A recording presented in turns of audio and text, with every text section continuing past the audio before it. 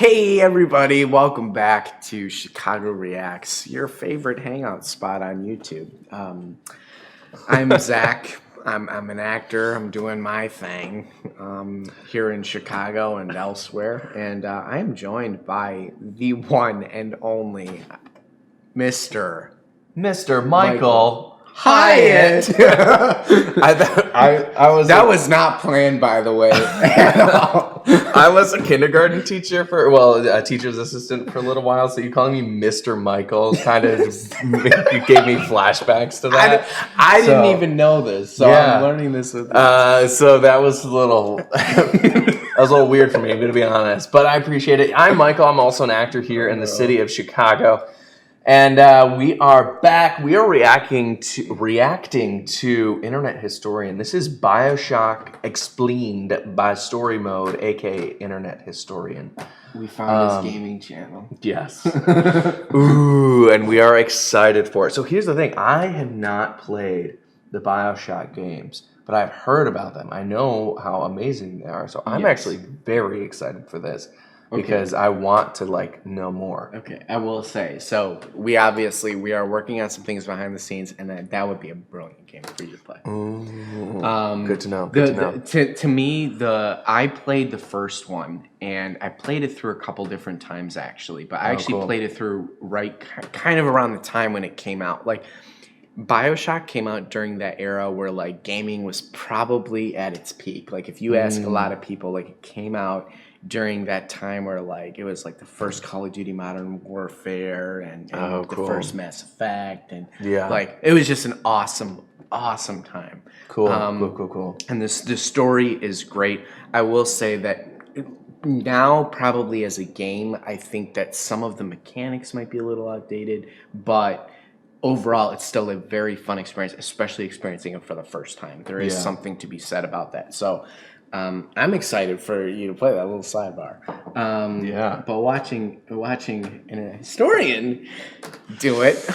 Very excited. So let's not waste any time. If you are liking these videos, this one in particular, make sure you hit that like button, subscribe to the channel so you don't miss anything else. We have checked out a bunch of other internet historian stuff, and I'm assuming we will explore more story mode, but you'll have to let us know in the comment section down below. Yes. Also, feel free to check out those links in the description so you can see what Zach and I are up to. I'm still performing with the Drunk Shakespeare Society. Check out my website for performance dates. And Zach, I'm still doing my national play tour for an off-Broadway production.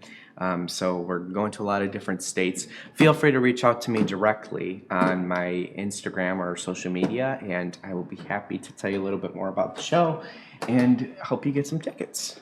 Yeah. And if this video happens to air, the date that I plan on going to see Michael's show is October 29th.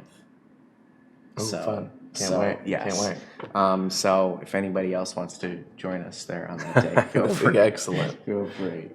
But without further ado, are you ready? Let's jack in. For some Bioshock? Yes. An explanation? Ooh, let's get explained. All right, Mr. Michael. I'm tired. Me too. Bioshock. The adventure begins on an aeroplane in the 1960s. We play as Jack, no last name. He's enjoying a cigarette on a plane because it is the 1960s, and Jack is about to open what looks like a birthday present from his parents. What do people get for their birthday in the 60s when you're an adult? More cigarettes. Uh-oh. Then the plane is starting to go down. Also, by the way, just a heads up. Yeah. At the time, this was one of the biggest video game twist endings. Oh, cool. Period. Yeah. Now it's something that you could probably maybe see coming a little bit, but at the time, it blew people away. All right. So just heads up. I'm ready for this journey. Jack miraculously survives the crash and swims towards a nearby lighthouse. And there are no survivors around. He's the only one. He's like Tom Hanks in that movie. So Jack heads inside the lighthouse. The door slams behind him. There's a large statue bust of a man with a banner that says, "No gods or kings, only man." Oh. Jack heads downstairs when he finds a submarine, and he hops in it, and it takes him underwater. And there's an in-flight movie, and Jack watches a video narrated by a man called Andrew Ryan. He's the same guy that's from that statue in the lighthouse. So this Andrew Ryan guy talks about how he doesn't like religion or communism. Turns out that Andrew Ryan has made an underwater city, and he's called it Rapture. What if you don't like religion? Why have you named it after a religious concept? Just as the submarine is coming to the end of its trip, Jack hears someone talking over a radio. It's some guy called Atlas, and he's talking to another guy called Johnny about the plane crash, and there's a breach in security. So we are the breach in security. We're the bad men. Yeah. So the bathysphere parks in a building, and then Jack witnesses a murder. The figure of the murderer cannot be made out. It starts attacking Jack's bathysphere, and then all of a sudden it retreats. I don't want to anymore. I'm bored. Jack then finds a radio and gets through to Atlas. Atlas says he's going to help Jack get out of the whole situation, and we'll get you back on dry land. Oh, what a nice chap. I know, right? Then Atlas tells Jack that he's going to have to lure the splicer out of hiding. Wait, why does he have to lure Because that's what the radio says. As Jack maneuvers his way around the submarine station, we notice what looks to be protest signs. Ryan does not own us. Jack eventually encounters the splicer, but then Atlas comes to the rescue. Ha, look at this, it's a floodlight. And then the splicer's, oh no, and then gets filled with bullets and stuff. So Atlas tells Jack to arm himself with a wrench and to fight his way out. And so Jack does. Along the way, Jack finds a rogue needle with some red goo in it. So he injects it in. How does he know how to inject it there? Instinctually, I see a needle, I think to myself, I have to stick it in my body. Anyway, he injects it, and then it changes his genetic code. But Jack does not come down. Instead, he jumps off the banister.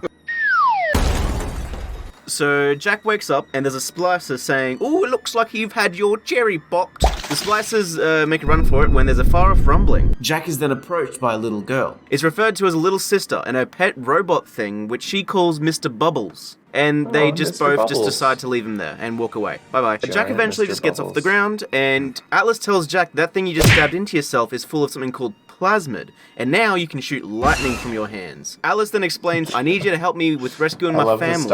I need them to escape from Rapture." They're waiting in a submarine in a place called Neptune's Bounty. Get on it. So Jack decides that he's going to Neptune's Bounty, and then Atlas also goes on to tell... Oh, God, there's so much exposition. Hold on, I'm not done, says Atlas.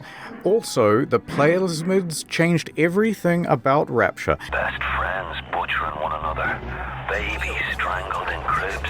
They changed the bodies of the people, and everyone lost their mind, and it was really not as good as you would think. So Jack's running through, and then he encounters a little sister. Hey, by the way, listen up, it's Atlas here, still on the line.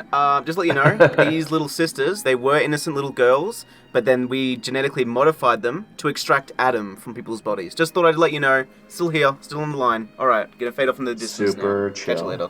By the way, What's Adam? Leave, I'm bored. Adam is a special genetic material found in Rapture that has to be extracted from a special type of sea slug, and that's the thing that plasmids are made out of. Adam, apparently, is in popular demand, and limited supply means everybody does what they can to get their hands on it. Also, Little Sister's always accompanied by these big killer robot things called Big... I don't want to say that out loud. Called Big Fathers to help keep her safe. Big daddies. Anyway, Jack gets close to Neptune's Bounty, but Andrew Ryan seems to have gotten word of Jack being there, and he blocks his path. No. So Jack has to take a detour through the medical pavilion, where Andrew Ryan calls on Jack.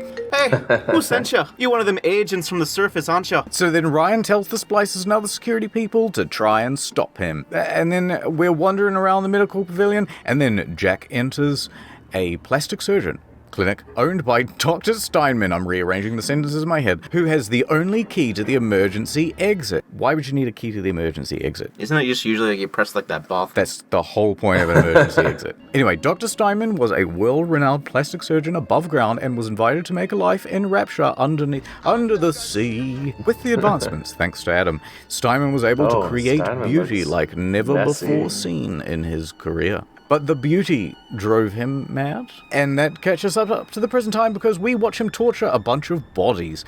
And then Jack knocks out Dr. Stein. Ha, give me that. And also the key. And he makes his way out of the clinic. On his way out, Jack meets Bridget Tenenbaum. More people. And she's helping defend a little sister. And then Atlas says... Listen, okay, these little sisters, Tenenbaum engineered them, and she's very protective of them. Don't go close to them, she'll bite you. So Tenenbaum asks Jack not to hurt the little sister. But then Atlas says How about you don't do that? How about you harvest the little sisters of that sweet, sweet Adam? You need that in order to survive. So then Tenenbaum gives Jack a vial that will allow him to extract Adam out of the little sisters. Why does Tenenbaum give Jack a vial? Act against her own interest. No, but it doesn't actually harvest the sisters. So it's like the best of both worlds. You get the Adam, but they also survive. Okay. Then Tenenbaum tells Jack if he helps her save the little sisters, she will make it worth his while. So, cornering the little girl, Jack chooses to rescue the little sister and turning her back to normal. And then Jack pretty much does that to all the little girls that we did. This is what we did in this run. We just spared them all. Yes. And in this run that we did. Yeah, that we played on a console. On a Sega Saturn. This clearly annoys Atlas. He then carries on with his journey, and along the way, Jack injects more of the plasmid stuff, and he gets the superhuman abilities and all that stuff. And then he finds Neptune. Yeah, so that's the moral dilemma of the game. Oh, okay. Is like it's a kind of Are you like saving people, or are you yeah, just... it's like basically because if you harvest them, you get more of the atom that you can then spend on like new upgrades to your plasmas and stuff. But the plasma stuff is what's messing everybody up to begin with. Right, and then Tricky. Right, or you could save them. You still get some atom, but it's not as much. But then, like throughout the game, you might find like little bonuses that are left as like gifts or whatever. Interesting. Yeah. And all the are they all clones, or are they just been... they're all genetically made to look the modified same? Okay. clones. Yeah, Cool. yeah. Crazy. Neptune's bounty. Hooray. He travels through Fontaine Fisheries to get to the Smuggler's Port, where Atlas's family is waiting this is for... a horror game. Yeah. Like it's, but to me, like there are certain times where like it might raise some adrenaline and you might be a little bit freaked out. Yeah, it doesn't seem as horror as Aliens. Right. The Alien that we watched with... Yeah. And also remember that this is a game from 2007. Right, so right. Our knowledge of horror games was pretty a little good bit for a different. game from 2007. I will say that. This game scored a perfect 10 in like Game Informer magazine. Wow. At the time. I remember that. This looks really cool. Yeah. As a kid, it was scary, but like once you got past a certain point, you just realized you were just playing a game. Yeah. Like not like Aliens where it's scary all of the time. Right, all of the time. And then I don't know if you've read in our comments, but someone said that in the Alien game, that AI learns from the player. So like, let's say if like when we're watching Soviet play it, he hides a lot. So the alien over time will check more lockers and will like go out of its way to it learns from you. Oh man. So that's crazy. For him in a submarine. However, there's one thing stopping him from getting through Fontaine's Fisheries. A man named Peach Wilkins, who seems to be suffering from an extreme case of paranoia. You laughing at my name? No. I would never. I heard that. He then asks Jack, hey, are you working with some dude named Fontaine? but Jack does not know who Fontaine is. And then Peach Wilkins says to Jack, You can come in, but only if you have some pictures of some nice spider splices. spider splices are splices except they can climb. The Oxford English Dictionary definition. So Jack goes and finds a camera and snaps some pictures for Peach Wilkins. Thank you. I'm going to do something with them. He brings back the photos to Peach, and then Peach says... Come on in, friend. He then makes Jack leave his weapons behind in a locked tube by the entrance. As they enter, Peach and a bunch of other randoms ambush Jack because... I reckon you're working with Fontaine. I think you lied before. But then Jack fights him off. Jack defeats Peach and his goons. So Jack's getting closer to the Major submarine, damage sponges. and Andrew Ryan doesn't like that. Bosses. So he sets off an explosive and he blows the sub to pieces. Alice is really sad about the death of his wife and his child, as you, I suppose, would be. And he vows, I'll get revenge on you, Ryan. And we'll tear his heart out! Atlas kindly asks Jack to head towards Ryan so they can kill him. You'd be devastated if anything happened to Big Bertha? What's her fucking name? Melinda. On the way to killing Ryan, the first stop is in Arcadia. Arcadia was created by a renowned botanist named Julie Langford. So all the trees and all the plants in the Arcadia act as the oxygen source for all of Rapture. Keeps them alive. You know, most of the oxygen actually comes from I do think the it is ocean. interesting that like he got these renowned people to move to a city under the sea. Yeah, no, it's a really like there are a lot of of ideas that I think are discussed, especially in a game that weren't, which is another reason why this game scored so highly at the time and felt so novel, was because a lot of these like story elements and like political ideas and religious ideas were being discussed somewhat openly, but in a way where you were doing it and taking in this information while exploring a world that like was almost like uncannily similar to ours, but still distant enough to where it felt like a video game, but yet there was this element of like realism to it where you couldn't help but like hear what was going on and like identify it with kind of real life. But that was my favorite part about this game, was exploring the different parts of Rapture, like the medical pavilion and like the surgical pavilion, and then you go to the kind of like main area of Rapture. I forget what it's called. I think Fleet Hall is like kind of one of the main areas, and then you go to Arcadia, which is the area where they grow all the plants and grow all the oxygen and stuff from. So it's really, really, really cool. Yeah, it's cool. Sounds like a cool world to dive into. Oh. Wasn't it like algae and that sort of stuff? Yeah, you're right, it's algae. They didn't do their research. Some sort of botanist she is. Dumbass. Langford was invited to start a life in Rapture by Ryan himself. And while she was here, she invented a serum that has the ability to bring Flora back to life. As Jack is wandering about, Ryan floods Arcadia with a bunch of toxic gas and kills all the plants, which is a very dumb idea because that means he's going to run out of oxygen. Jack and Atlas have to find Langford and get her tree-saving serum. Jack finds Langford, who tells him, I don't have any of the ingredients for the tree-saving serum. That's very unfortunate. I'll go off and collect some ingredients for you. He gives the ingredients for Dr. Langford, and she makes him the serum. But Ryan has found out that she's creating the serum and doesn't want that. No, I poisoned those plants for a reason. Ryan isn't too happy about Langford making her tree-saving serum for Jack, and he floods her office with poisonous gas. If he could just fill any room with poisonous gas, why not just do that to anywhere where Jack is and kill him? Jack just stands there and watches her, and because Jack just stood there and watched her die, he has to make the serum on his own now. Jack fights off some more splices and then mixes up some ingredients for the serum, and he saves all the trees. Yay! We continue on towards the metro line, but when we get there, an artist named Sander Cohen is talking. I'm going to stop you from getting aboard the Rapture metro line. Interesting. And then Atlas tells Jack, That Sander Cohen guy, he's an artist, but like all artists, he's a psychopath, so be careful. Then Cohen cuts off Jack's communications with Atlas, and Jack has to go find Sander Cohen, right? Jack. This was like the part where I know that they got a lot of creativity points, was with this character. Cool. Yeah, I mean, he seems like a sort of a Joker. Yes, but character. it's really interesting because basically you end up doing his work for, like, you help him with one of his projects. Jack finds himself in Fort Frolic, cool. the cultural and entertainment district of Rapture. Fort Frolic has some theaters and a casino and even a strip club. Still in operation. Even after the oxygen is gone. Cohen then leads Jack to Fleet Hall. Here he finds a man, Fitzpatrick, who's plastered to a piano stool. And then the piano suddenly explodes. And then Cohen asks Jack to take a picture of it. Take him as he is. Which he does. Click, click. Cohen then tells Jack, I'll let you back onto the metro, and you can keep on with your mission to kill Andrew Ryan, but first, I want you to kill and take some pictures of 3 of my disciples. what kind of pictures? Oh, whatever you're feeling like. I agree. So Jack tracks down Cohen disciple number 1, Finnegan, and then he kills him and stuff. Then number 2, and that's Silas Cobb, and he does that as well. And then number 3 with Hector Rodriguez. You don't need to know all the details, it's boring. Anyway, once he gets all the photos for Cohen, Jack puts them in frames within a weird statue, and then Sander Cohen appears at the top of the staircase, and he tells him, But you can now go to Andrew Ryan. Thank you for doing this running around task for me. Atlas also gets back in contact with Jack, and he says, I'm going to lead you to the final parts towards Ryan's lair. You're welcome. and then on his way there, it becomes clear that Ryan likes to decorate the place with corpses of people who have betrayed him. Oh, something's wrong with this Ryan fella.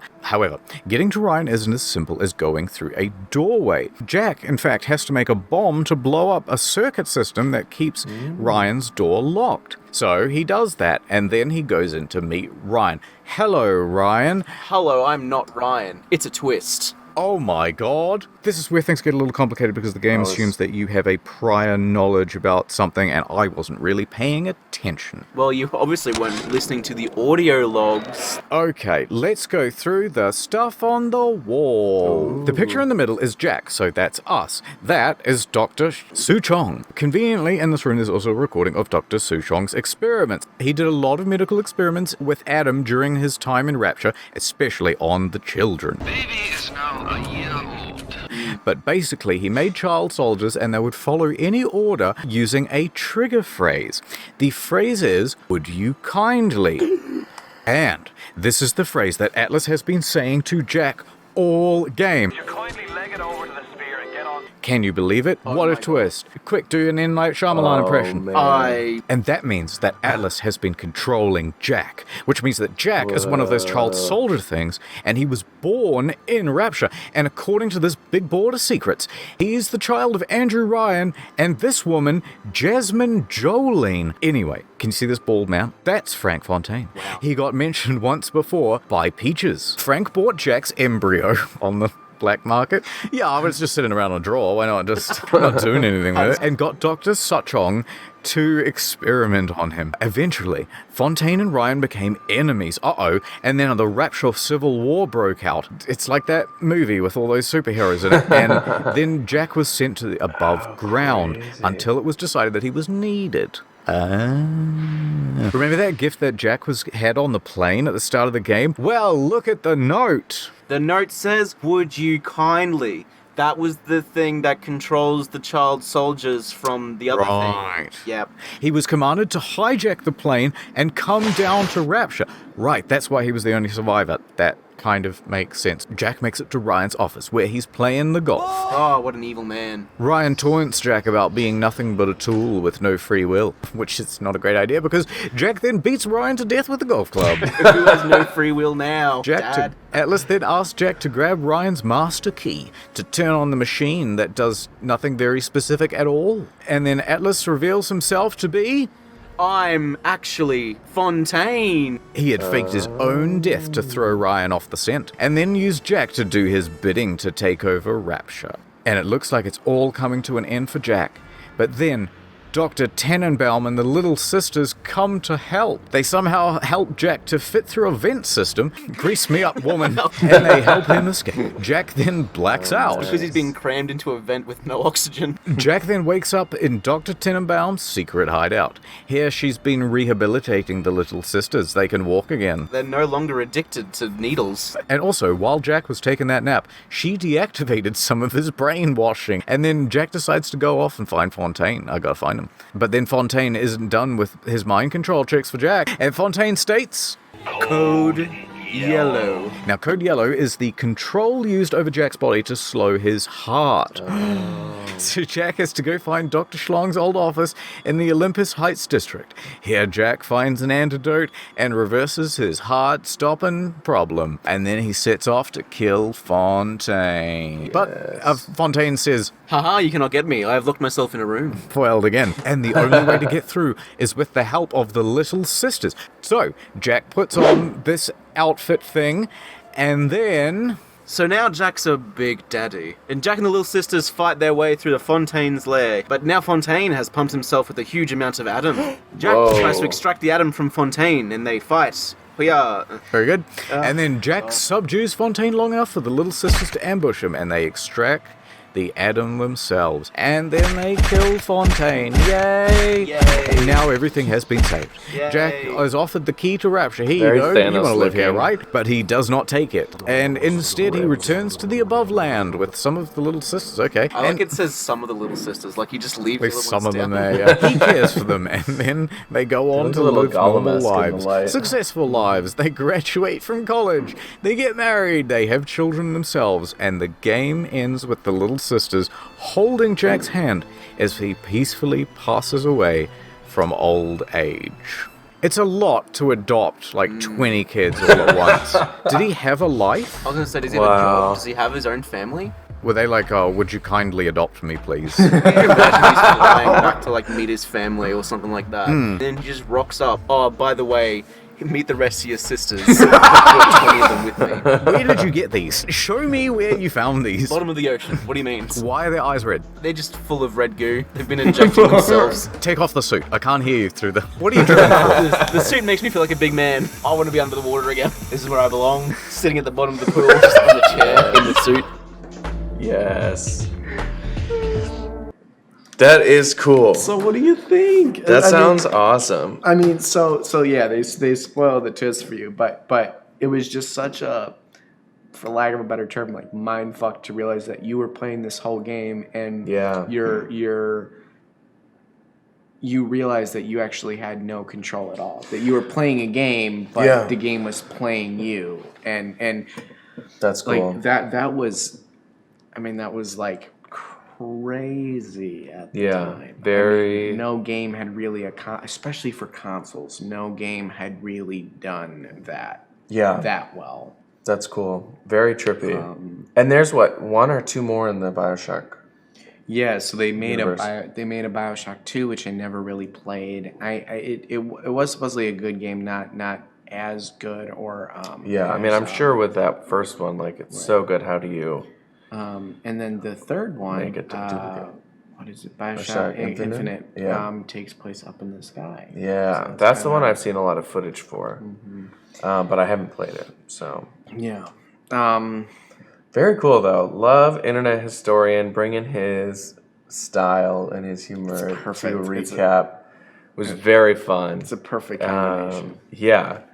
And it's very cool. And I love the game. Like it was nice to get kind of recapped in because it's one of those games where it's, and who knows, maybe I will still play it. I mean, obviously I know the story, but like it doesn't mean it won't be fun. From a gameplay perspective, it's really fun. I would say like maybe the first half of it, and then the actual gameplay itself, in my opinion, gets a little bit tired. It gets like. When I played through it a couple of times, like by the time you got to the Metro part with Sander Cohen, you're kind of almost like playing the game to just figure out the story and get it over with. Like the mechanics are a little repetitive. Once you basically get to the point where you get all the guns, you find all the weapons, and then you start upgrading the weapon the maybe weapon or two of your choice.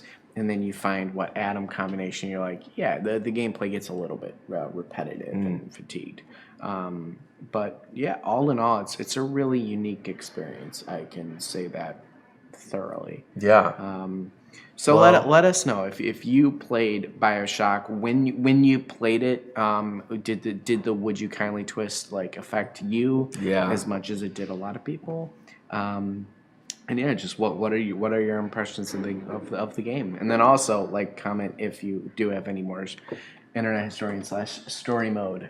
Did you like us react on this video? Make sure you hit that like button, subscribe to the channel so you don't miss any more. But if you did like it, let us know any other Storymode videos you want us to check out, because we love us some Internet Historian, can't get enough. So we sure do. Let us know, and also check out our links in the description. Otherwise, we will see you next time on Chicago Reacts. Au revoir.